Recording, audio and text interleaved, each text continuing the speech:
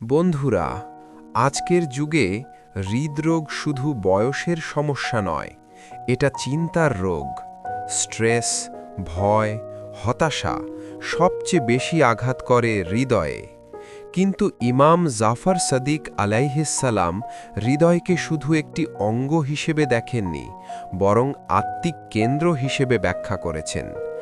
আজ জানব দুশ্চিন্তা কিভাবে হৃদয় দুর্বল করে। ইমাম জাফর সাদিক আলাইহিসসালাম বলেছেন, অতিরিক্ত চিন্তা শরীরকে ক্ষয় করে।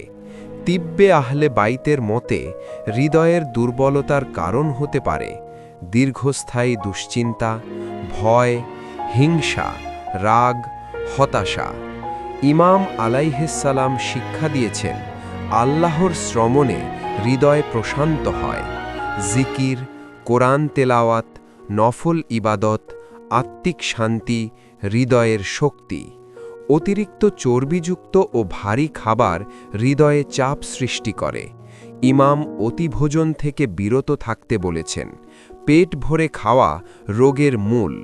হৃদরোগের ক্ষেত্রেও এটি প্রযোজ্য। ঘুমের অভাব রক্তচাপ বাড়ায়, হৃদয়ে চাপ সৃষ্টি করে।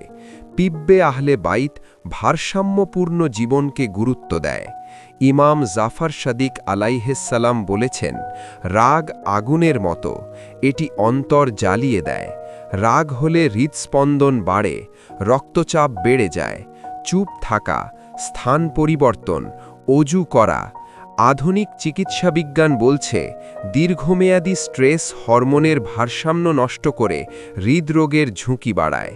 ইমাম আলাইহিসসালাম শত বছর আগে এই ভারসাম্যের কথাই শিখিয়েছেন।